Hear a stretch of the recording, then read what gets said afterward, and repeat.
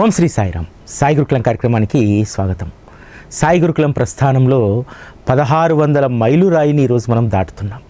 1600 ఎపిసోడ్లుగా బాబా మనకు వారి యొక్క మధురమైనటువంటి కృపాధారను దోసిట పట్టి మన గొంతుకు ఎప్పుడు ఎంత అవసరమో, ఏది అవసరమో దానిని ఆయన మనకు అనుగ్రహిస్తున్నందుకు శ్రీ సద్గురు శ్రీ సాయినాథుడికి మనం ఎల్లవేళలా రుణపడి ఉండాలి. ఈరోజు ఒక విశేషం ఉంది. సాయి గురుకులానికి సంబంధించి ఒక మైలురాయి దాటుతున్నప్పుడు ఖచ్చితంగా ఏదో ఒక ప్రత్యేకమైనటువంటి సందర్భం వస్తుంది. బాబా అనుగ్రహం ఎంత గొప్పది సాయి గురుకులం పట్ల అంటే, ఈరోజు మనం ఉపాధ్యాయుల దినోత్సవం జరుపుకుంటున్నాం సెప్టెంబర్ 5. అదే రోజు బాబా సాయి గురుకులము 1600 మైలురాయిని దాటిస్తున్నారు. మన జీవితంలో అనేక మంది గురువులు, ఉపాధ్యాయులు, చదువు చెప్పినటువంటి మాస్టర్లు అనేక మంది ఉండవచ్చు. కానీ మన జీవితాన్ని ముందుకు నడిపించేటువంటి మాస్టర్ మాత్రం శ్రీ సాయిబాబానే. ఎంతమంది అధ్యాపకుల దగ్గర, గురువుల దగ్గర ఎన్ని నేర్చుకున్నా, ఎంత జ్ఞానాన్ని సమపార్జించినా సరే సద్గురు అనేటువంటి పాఠశాలలో చేరకపోతే మన జీవితానికి ఒక పరిపూర్ణత ఉండదు. మన జీవితం సంపూర్ణం చేయడానికి శ్రీ సాయిబాబా అనేటువంటి పాఠశాల మనందరికీ ఎంతో మేలు చేస్తుంది. ఈరోజు మనందరం కూడా అదృష్టవంతులం. సాయిబాబా అనేటువంటి పాఠశాలలో మనకు అత్యంత సులువైనటువంటి బోధ ద్వారా వారు మన జీవితానికి కావలసినటువంటి జ్ఞానాన్ని అందిస్తున్నారు. అందుకనే ఎప్పుడూ కూడా తెలుసుకోవాలనేటువంటి జిజ్ఞాస ఉన్నటువంటి వారికి, చాలామంది సాయితత్వంలో ఉన్నటువంటి చాలామంది పెద్దలు నన్ను అడిగేటువంటి ప్రశ్న ఏమిటంటే, ప్రతిరోజు చెప్పడం ఎలా సాధ్యమవుతుంది? ఇప్పుడు మాలాంటి సత్సంగాలు చెప్పేటువంటి వాళ్లకు ఈరోజు రాజమండ్రిలో చెప్తాము, రేపు నెల్లూరులో చెప్తాము, ఇంకో దగ్గర రకరకాల ప్రాంతాల్లో చెప్తాం. మేము అక్కడికి వెళ్ళి చెప్పినప్పుడు రాజమండ్రిలో చెప్పింది రసరంజకంగా ఉంటే అదే విషయాన్ని నెల్లూరులో చెప్పినా అక్కడ భక్తులను మేము రంజింపజేస్తాం. కానీ నువ్వు చెప్పేటువంటి సాయి గురుకులం అలా కాదు కదా. ఈరోజు చెప్పింది మళ్ళీ రిపీట్ కాకుండా చెప్పాలి. అది ఎలా సాధ్యమవుతుంది అని చెప్పి చాలామంది నన్ను అడుగుతారు. ఎలా సాధ్యమవుతుందంటే జిజ్ఞాస. ఈరోజు బాబాకు సంబంధించి నేను ఏ కొత్త విషయం నేర్చుకుంటున్నాను, ఆ విషయాన్ని నేర్చుకున్నటువంటి దాన్ని నేను ఎట్లా ప్రజెంట్ చేయాలి, ఈ జిజ్ఞాస ఒక్కటే సాయి గురుకులం 1600 ఎపిసోడ్లు దాటడానికి ప్రధానమైనటువంటి భూమిక. బాబా పట్ల ప్రేమ, విశ్వాసం, భక్తి అందరికీ ఉంటాయి. కానీ బాబా తత్వం పట్ల జిజ్ఞాస ఉండి దానిని ఎక్కువగా తెలుసుకోవాలనేటువంటి ఆసక్తి ఎవరికైతే ఉంటుందో నిజంగా వారి జీవితం చాలా అద్భుతంగా ఉంటుంది. ఈరోజు సాయి గురుకులము 80 ఏళ్ళ వృద్ధుల దగ్గర నుంచి చాలా చిన్న వయసు ఉన్నటువంటి 10-12 సంవత్సరాల వయసు ఉన్నటువంటి పిల్లల్ని కూడా ఎందుకు రంజింపజేస్తుంది? ఎందుకనంటే ఇక్కడ కేవలం ప్రేమను మాత్రమే బోధించబడుతుంది. దానికి నాకు ప్రధానమైనటువంటి ఆధారం శ్రీ సాయి సచ్చరిత. శ్రీ సాయి సచ్చరిత మనలో ప్రేమను మాత్రమే నింపుతుంది తప్ప మరి ఇతరత్ర ఏ సాధనలు చేయమని చెప్పదు. సచ్చరిత మొత్తం అదే చెప్తుంది. ప్రేమను నింపుకో, కొద్దిపాటి త్యాగాన్ని నువ్వు కలిగి ఉండు అని చెప్పి. ఈ త్యాగం అంటే నాకు గుర్తొచ్చేటువంటిది, మొన్న ఈ సంవత్సరం జనవరిలో సాయి టీవీ కోసం త్యాగం చేయమని చెప్పి కొంత మీరు ఉన్నటువంటి స్థితిలోనే కొంత త్యాగాన్ని మనం చేసినట్టయితే అది బాబా వ్యవస్థ నిర్వహణకు ఉపయోగపడుతుందని మీకు చెప్పాను. నిజంగా 90 మంది అందులో భాగస్వాములయ్యారు.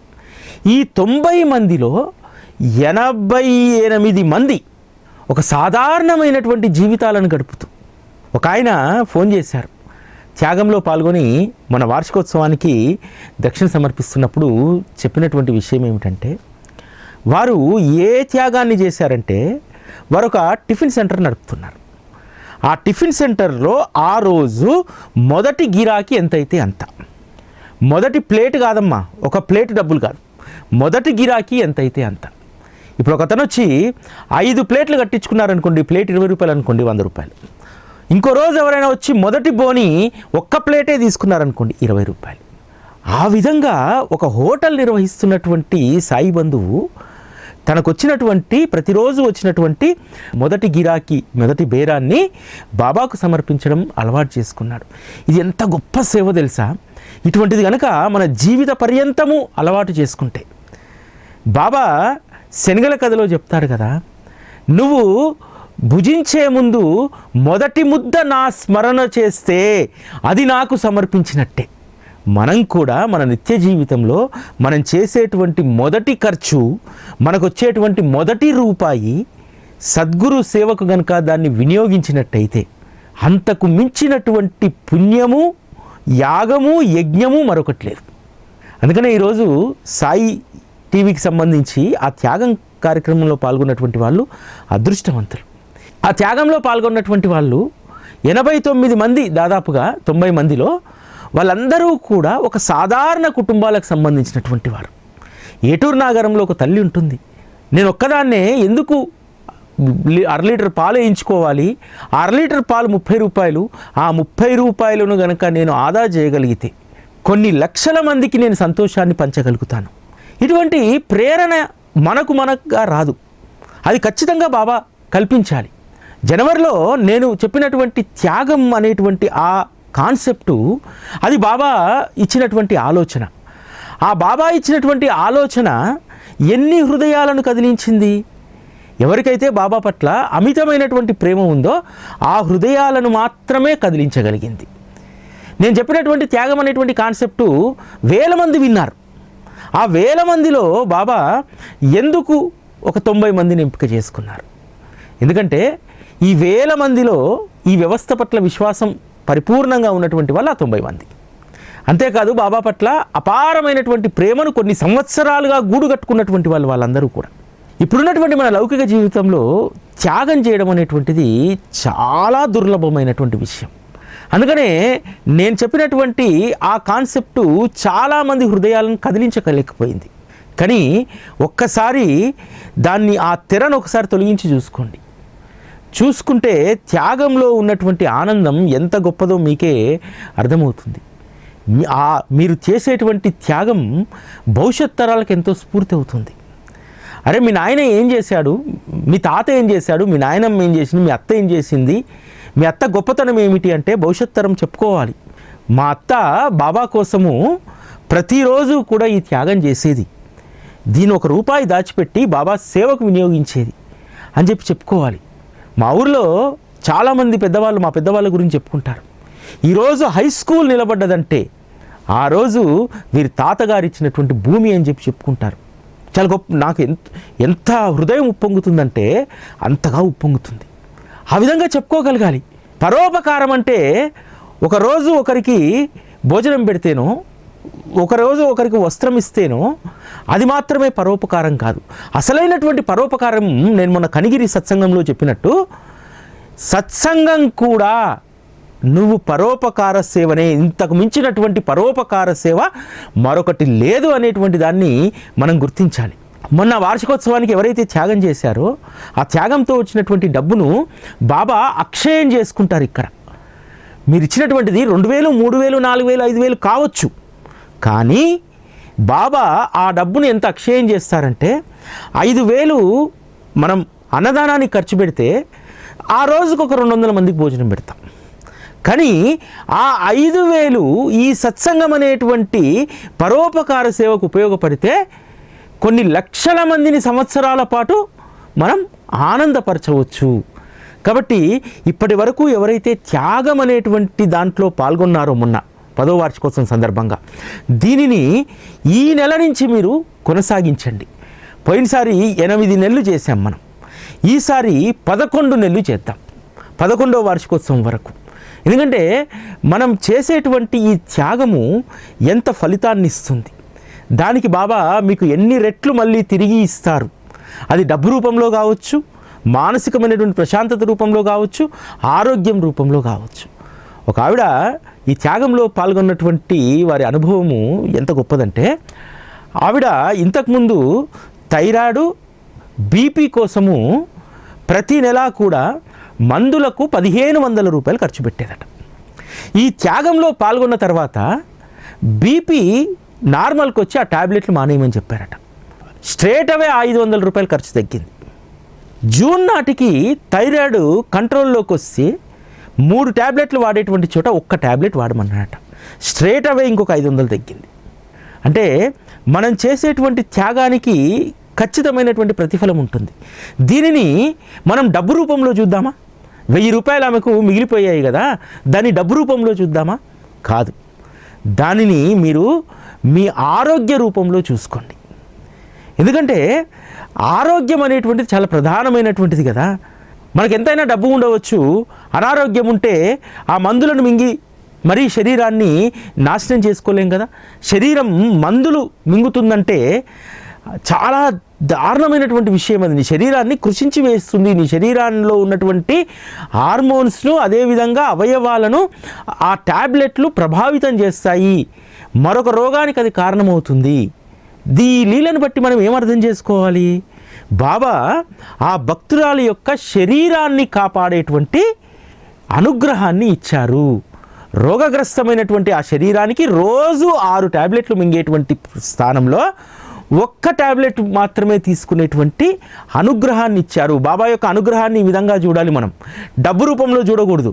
నేను త్యాగం మొదలుపెట్టాను, 1000 రూపాయలు నాకు మిగిలాయి, ఆ 1000 రూపాయలు ఇచ్చాను కదా. ఇచ్చినటువంటి దానికంటే కూడా బాబా మీ శరీరానికి చేసినటువంటి ఉపకారాన్ని మాత్రమే మనం చూడాలి. ఇది మనం బాబా దగ్గర నేర్చుకోవాల్సినటువంటిది. కాబట్టి ఈ నెల నుంచి ఆరంభించి 2026 ఆగస్టు వరకు మీరు అది త్యాగం అంటే దానికి ఒక కొలమానం లేదు. మీరు రోజుకు 30 రూపాయలు పక్కన పెడితే నెలకు 1000 రూపాయలు అవుతుంది, 11,000 అవుతాయి. అదేవిధంగా 50 రూపాయలు పక్కన పెట్టేటువంటి శక్తి కలిగినటువంటి వాళ్ళు 50 రూపాయలు పెట్టండి. నిజంగా 30 రూపాయలు 50 రూపాయలు అనేటువంటిది ఈరోజు మనం బయటికి వెళ్ళి 2 టీలు తాగితే, ఒక కాఫీ తాగితే అయిపోతుంది. అవి కూడా మనం చేయకపోతే, రోజువారీ ఒక 30 రూపాయలు కూడా బాబా కోసం త్యాగం చేయకపోతే ఇక మన భక్తి ఎందుకు? మనకి సత్సంగం ఎందుకు? మీకోసం ఒక వ్యవస్థ త్యాగం చేస్తుంది. ఈ వ్యవస్థలో ఉన్నటువంటి మేము సత్సంగం అనేటువంటి పరోపకారం కోసము జీవితాలనే అంకితం చేసి దీనికోసం పనిచేస్తున్నాం. ఇక్కడ బాబాకు సంబంధించినటువంటి కార్యక్రమాల కోసము ఎంత తపన పడాలో, ఎంత జిజ్ఞాసను మేము పెంపొందించుకోవాలో అవన్నీ మేము పెంపొందించుకుంటాం. కానీ దానికి ఒక సపోర్ట్ స్ట్రక్చర్ అనేటువంటిది కావాలి. మీరు నన్ను ఫైనాన్షియల్ సంబంధించి ఫ్రీ చేశారనుకోండి, అద్భుతమైనటువంటి సత్సంగాలను ఇంకా చెప్పగలుగుతాను. నిజానికి 1600 ఎపిసోడ్ అవుతున్నా సరే నాకు చెప్పేటువంటి దాంట్లో తృప్తి, నేను పొందుతున్నటువంటి తృప్తి 60% మాత్రమే. ఇంకా 40% ఇంకా తృప్తిగా చెప్పగలిగేటువంటి స్థితి నాకు కలగాలి. ఆ తృప్తి కలగాలంటే కనీసం ఒక 300-400 మంది ఈ త్యాగం అనేటువంటి అద్భుతమైనటువంటి బాబా ఒడిలోకి రావాలి. వస్తే మేము ఎంతగా ఫ్రీ అవుతామంటే ఇంకా సచ్చరితను ఇంకా అవపోసన పట్టడానికి, ఇంకా జిజ్ఞాసను పెంచుకోవడానికి, లౌకికంగా మీకు కూడా ఒకవైపు కుటుంబాన్ని ప్రేమగా ఆదరణగా చూడాలని ఉంటుంది, కుటుంబానికి కావలసిన అన్నీ తెచ్చిపెట్టాల్సినటువంటి ప్రేమ ఉంటుంది. కానీ లౌకికపరమైనటువంటి వనరులు తక్కువగా ఉన్నప్పుడు మీరు నిజంగా కుటుంబంలో తృప్తిగా ఉండగలుగుతారా? ఇది కూడా అంతే, మా పరిస్థితి కూడా అంతే. మేమేమో బాబాకు సంబంధించినటువంటి అద్భుతమైనటువంటి జ్ఞాన ప్రవాహాన్ని అందించాలని చెప్పి అందులోనే 100% నిమగ్నమయ్యేటువంటి రోజు కోసం ఎదురు చూస్తున్నాం. కానీ లౌకికంగా ఉండాల్సినటువంటి బాధ్యతలు, లౌకికంగా ఉండేటువంటి ఖర్చు సాయి టీవీకి, మా కుటుంబాల కోసం కాదు, సాయి టీవీకి ఉండేటువంటి ఖర్చు ఇదంతా కూడా ఒక 40% మా యొక్క ఆలోచనలను, మా యొక్క పనిని దానిపైన పెట్టాల్సి వస్తుంది. ఒక 300-400 మంది ముందుకు వచ్చారనుకోండి త్యాగం కాన్సెప్ట్లో, మాకు ఈ 40% కూడా ప్రెషర్ ఉండదు. హాయిగా కార్యక్రమాలు నిర్వహించుకుంటూ వెళ్తాం. రేపు ఏలూరులో స్థవన మంజరి ఉత్సవం జరుగుతుంది. దానికోసం ఎంత ప్రయాసపడాలో తెలుసా? ఏలూరులో మాకు బంధువులు లేరు, తెలిసిన వాళ్ళైనా సరే ఎవరి బాధ్యతలు వాళ్ళకు ఉంటాయి. అక్కడ భోజనాల దగ్గర నుంచి స్తవన మంజరి పుస్తకాలు అయిపోయి, పుస్తకాల దగ్గర నుంచి, హాల్ దగ్గర నుంచి, మేము వెళ్ళేటువంటి ప్రయాణం దగ్గర దాకా అన్నీ మేమే చూసుకోవాలి. ప్రత్యేకంగా మనకు ఆయా ప్రదేశాల్లో ఎవరు అనుబంధంగా పనిచేసేటువంటి వాళ్ళు లేరు, అన్నీ మనమే చూసుకోవాలి. మరి ఇంత పని ఒత్తిడిలో ప్రతిరోజు సాయి గురుకులం చెప్పాలంటే ఎంత సంక్లిష్టమైనటువంటి కత్తి మీద సాము లాంటిది కదా. అటు లౌకికపరమైనటువంటి వనరులను సమకూర్చుకోవాలి, ఇటు బాబా తత్వానికి సంబంధించినటువంటి విజ్ఞానాన్ని పరిపూర్ణంగా అందించేటువంటి ప్రయత్నం చేయాలి. ఈ రెండు కత్తి మీద సాము లాంటివి. అయినా సరే బాబా కృపతోటి ఎప్పుడూ మా మోములో చిరునగువు చెదరకుండా ఆయన ఉంచుతున్నాడంటే అది ఆయన కృప. ఆ కృప మేము 10 సంవత్సరాలుగా అనుభవిస్తున్నాం. ₹1 మాకేదైనా సాయి టీవీకి వస్తే 10 రూపాయల పని దాంతో జరుగుతుంది. అక్షయం చేసుకుంటాడు బాబా. లౌకికంగా ఎవరైనా ఏదన్నా ఒక పని చేయాలంటే, సపోజ్ రేపు ఏలూరులో జరిగేటువంటి స్తవన మంజరి ఉత్సవం చేయాలంటే ఒక 4-5 లక్షలు ఖర్చు. ఆ 4-5 లక్షల స్థానంలో బాబా ఒక 70-80 వేలతో ఆ ఉత్సవాన్ని చేయించేస్తాడు. ఎందుకంటే ఆయన భక్తుడు వద్ద తీసుకునేటువంటి డబ్బు అంత పవిత్రమైనటువంటిది. ఇక్కడ ఇంకొక విషయం చెప్తాను. త్యాగం అనేటువంటి కాన్సెప్ట్ జనవరిలో చెప్పినప్పుడు 90 మందే రావడానికి కారణం ఏమిటో తెలుసా? బాబా తనకున్నటువంటి భక్తజనంలో ఎవరైతే హంసలుగా మారుతారో, అంటే కేవలము శ్రేష్టమైనటువంటి వాటినే తీసుకొని నిజాయితీగా ఎవరైతే సంపాదిస్తారో వారిని మాత్రమే ఎంపిక చేసుకున్నారు. ఆ జిజ్ఞాస ఉండాలి, ఎంపిక చేసుకోవాలన్నా సరే ఎంపిక కాబడేటువంటి వాళ్లకు. కాబట్టి ఈసారి ఖచ్చితంగా సంఖ్య పెరుగుతుందని చెప్పి నేను ఆశిస్తున్నాను. ఏమీ అవసరం లేదు, మనకు సమయం ఉంది, 11 నెలల సమయం ఉంది కదా. రోజుకు ₹30 టీ తాగేటువంటి డబ్బులు ఇద్దరు కలిసి, ఒక్కరు కాఫీ తాగితే ₹30 ఈరోజు ఎక్కడైనా సరే. ఆ ₹30నో ₹50నో ₹100నో మీ శక్తి అనుసారం దాన్ని గనక మీరు మదుపు చేసి ఒక 11,000 చేయగలిగితే 11 నెలల్లో సాయి టీవీకి గొప్ప మేలు చేసినటువంటి వాళ్ళు అవుతారు. ఒక్క సాయి టీవీకే కాదు, సాయి టీవీ ద్వారా గొప్ప అనుభూతిని పొందుతున్నటువంటి వాళ్ళందరికీ కూడా మీరందరూ కూడా గొప్ప మేలు చేసినటువంటి వాళ్ళు అవుతారు. వాళ్ళందరూ కూడా పరోక్షంగా మీ పట్ల కృతజ్ఞతను కలిగి ఉంటారు. అంత గొప్పది ఈ త్యాగం అనేటువంటిది. ఇక్కడొక సందర్భాన్ని చెప్తాను. రాధాకృష్ణాయి బాబాకు సంబంధించినటువంటి ప్రతి అవసరాన్ని ఆవిడ గుర్తెరిగి దాన్ని ఖచ్చితంగా ఆ రోజు అది బాబాకు అందేలాగా చూసేటువంటిది. ఒకానొక సందర్భంలో షిరిడీలో పాలకు కొరత వస్తుంది. దాంతో వామన్ పటేల్కు లేఖ రాస్తుంది. ఇక్కడ పాలు చాలా కష్టంగా ఉన్నాయి, మహారాజుకు ప్రతిరోజు పాలు నైవేద్యానికి, సీరా ప్రసాదానికి, దానికి దీనికి ఇబ్బందిగా ఉంది. నువ్వు ఒక మంచి జాతి ఆవును కొని పంపమంటుంది.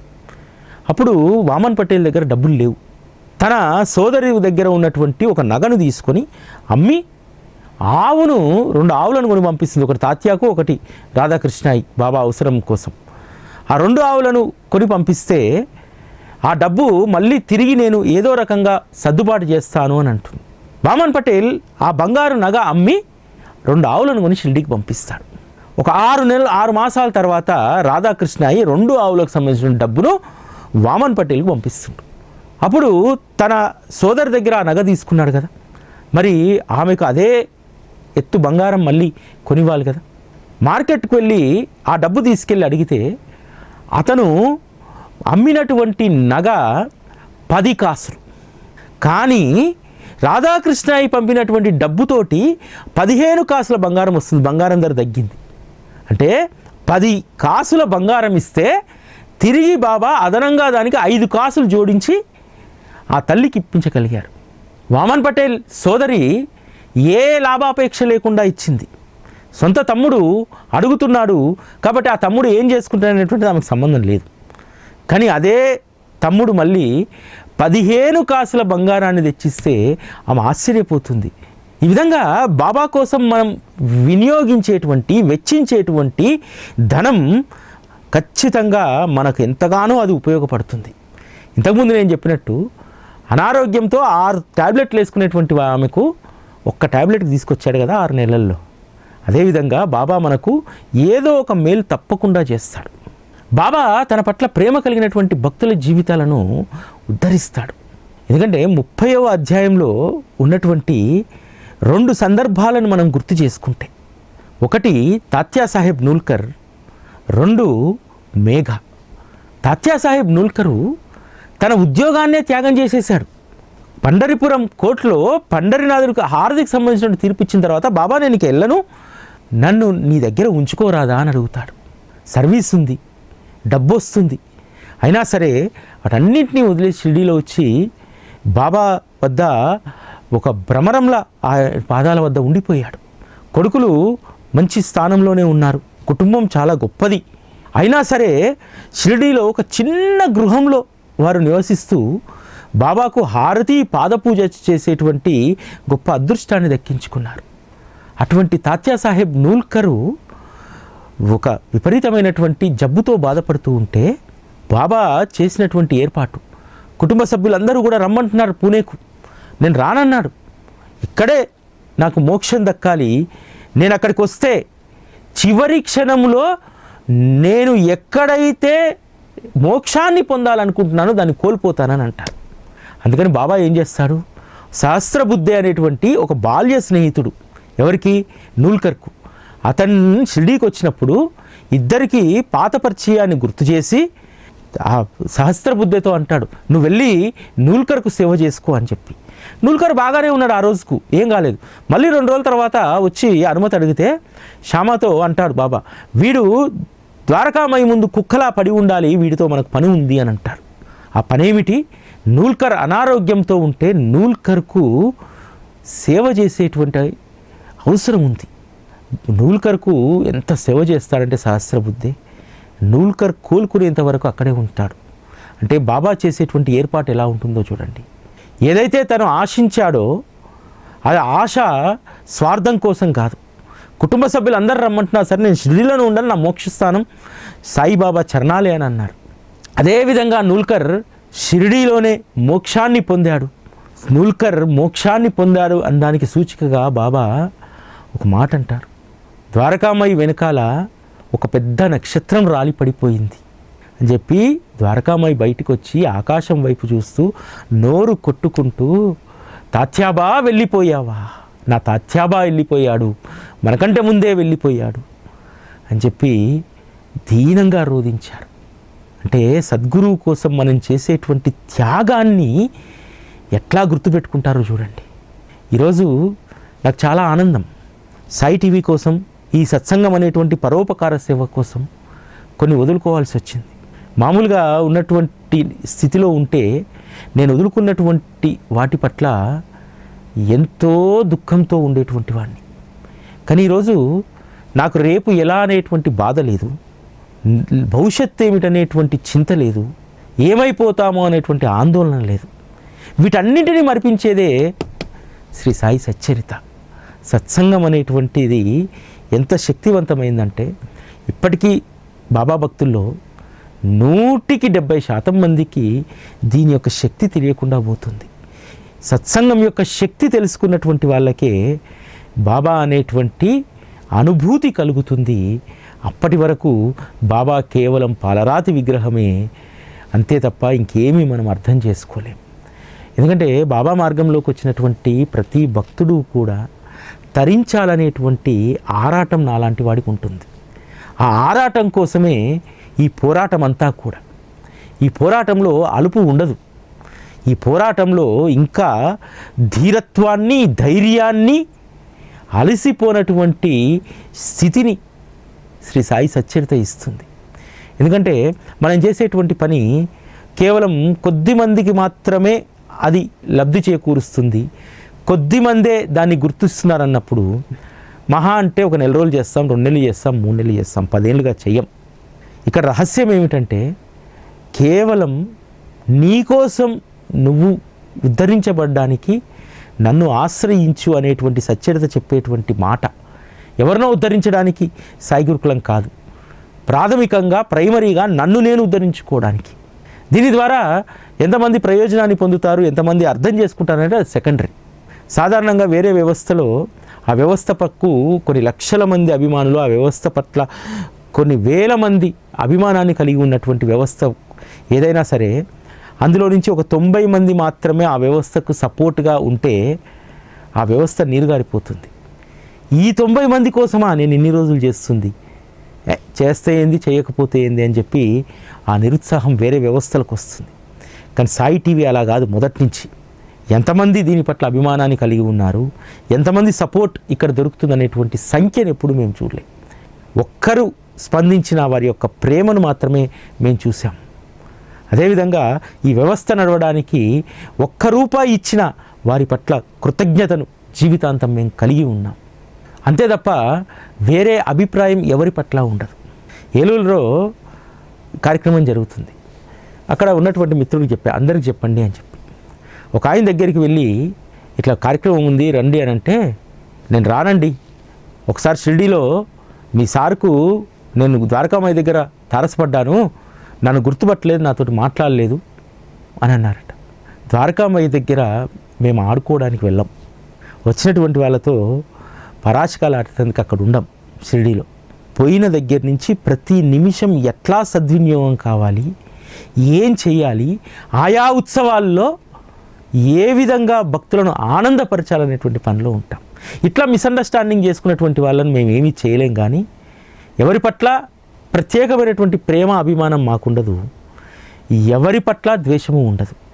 కేవలం సాయి టీవీతో కనెక్ట్ అయినటువంటి వాళ్ళ పట్ల మా కృతజ్ఞతే ఉంటుంది తప్ప మరొకటి ఉండదు.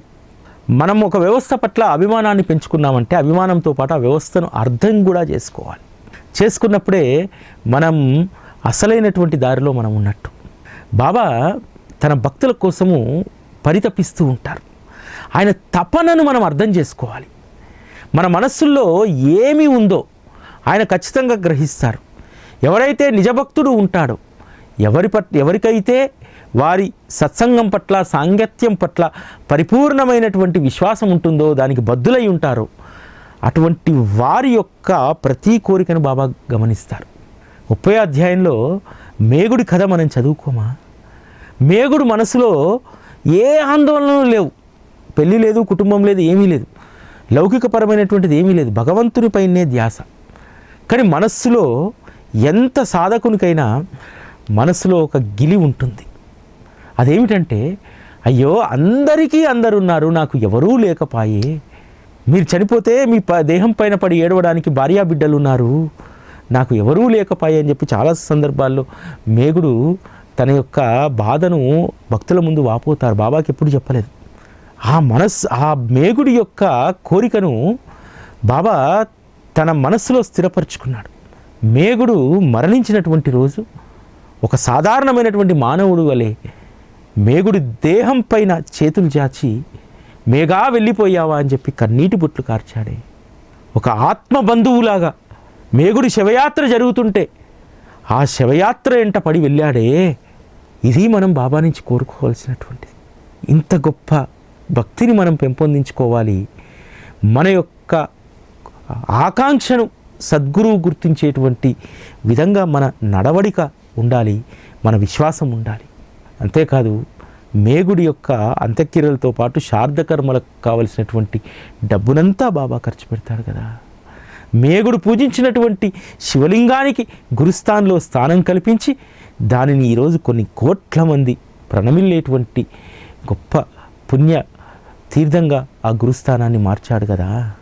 ఈ విధంగా బాబా పట్ల మనము భక్తిని పెంపొందించుకుంటే, కొంత త్యాగగుణాన్ని కలిగి ఉంటే బాబా మన యొక్క ఆకాంక్షను, గాడి తప్పిపోతున్నా సరే మనల్ని గాడిలో పెడతాడు. విజయానంద్ అనేటువంటి సన్యాసి వస్తే మొదట బాబా అన్నటువంటి మాట, వీతడుతో మనకు పని లేదు, ఈ సన్యాసిని ఇక్కడి నుంచి తరిమి కొట్టేయండి అని అంటాడు. దానికి కారణం ఎవరిని తరిమి కొట్టాడు? విజయానందుని ఏం తరిమి కొట్టలేదు. అతనిలో ఉన్నటువంటి వ్యామోహం, మమకారాలు ఇంకా తొలగిపోలేదు, వాటిని పంపించండి, వాటిని తరిమేయండి అనేటువంటిది బాబా మాటల్లో ఉన్నటువంటి ఉద్దేశం. అది 4వ రోజుకే నిజమైంది కదా. ఉత్తరం పట్టుకొని బాబా దగ్గరికి వస్తాడు. నా తల్లి ప్రాణాపాయ స్థితిలో ఉంది, నా కోసం ప్రాణాలను కళ్ళల్లో పెట్టుకొని ఎదురు చూస్తుంది, బాబా నేను వెళ్ళాలి అంటే బాబా అంటాడు, ఆ తల్లికంతా గారాల పట్టివైతే, ముద్దుల కొడుకువైతే ఎందుకయ్యా ఈ సన్యాస దీక్ష? కేవలం అలంకారానికా ఈ కాషాయం? వ్యామోహాన్ని వీడినప్పుడే, మమతానుబంధాలను వీడినప్పుడే అసలైనటువంటి సన్యాస దీక్ష. ఏమీ కాదు, అంతా నేను చూసుకుంటాను, వెళ్ళి ఈ భాగవతాన్ని తీసుకెళ్ళి 3 వారాలు సప్తాహం 3 సప్తాహాలు చెయ్యి అని చెప్తారు. అలా 3వ సప్తాహం చేస్తుండగా విజయానందుడు ప్రాణాలని వదిలేస్తాడు. ఇదంతా కూడా బాబాకు తెలుసు. ఎందుకంటే విజయానందుడు అనేక సంవత్సరాలుగా సన్యాస దీక్ష తీసుకున్నాడే తప్ప అతనిలో పరిపూర్ణమైనటువంటి సన్యాస తత్వాన్ని ఆయన ఇమడవింపజేసుకోలేదు. అందుకనే బాబా అతని జీవితం ఎప్పుడు ముగుస్తుందో తెలుసు బాబాకు. అందుకని ఆ ముగిసేలోపు విజయానందులో ఉన్నటువంటి మమతానుబంధాలను దూరం చేయాలి, వ్యామోహాలను దూరం చేయాలి. సన్యాస దీక్ష తీసుకున్నందుకు అతని జీవితం పరిపూర్ణం కావాలని చెప్పి తన వద్దనే ఉంచుకొని భాగవతాన్ని 3 సప్తాహాలు పారాయణ చేయమని చెప్పి 3వ సప్తాహం ముగుస్తున్నటువంటి సమయంలో అతనికి సద్గతిని బాబా ప్రసాదిస్తారు. ఒక్క మనుషులకే కాదు, ప్రతి జీవి యొక్క కోరికను, ప్రతి జీవిని ధన్యం చేయాలనుకుంటారు బాబా. పులి కూడా అంతే కదా. ఎక్కడో దుర్వాసుల దగ్గర ఆడుతున్నటువంటి పులి అనారోగ్యానికి గురైతే బాబా బాగు చేస్తారని చెప్పి అక్కడికి తీసుకొస్తే బాబా పాదాల వద్ద తన ప్రాణాలను వదులుతుంది కదా. ఇదంతా ఎలా సాధ్యమైంది? బాబా పట్ల మనకున్నటువంటి విశ్వాసం, ఆయన కోసం కొంత త్యాగం చేసేటువంటి ఆ గుణం అలవర్చుకున్నటువంటి వాళ్లకు నిజంగా వారి జీవితాలు మహాద్భుతంగా ఉంటాయి.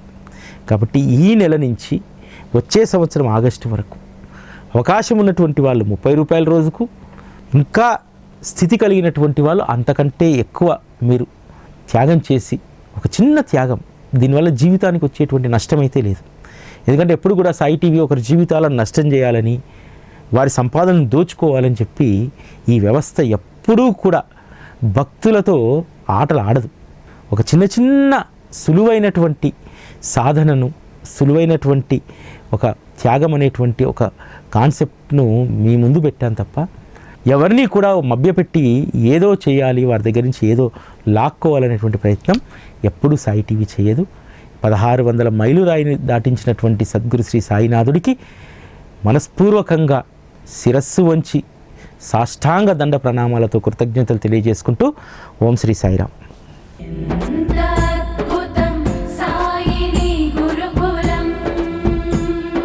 శిక్షణే తప్ప శిక్షలు లేని శరణాగతి సౌదం.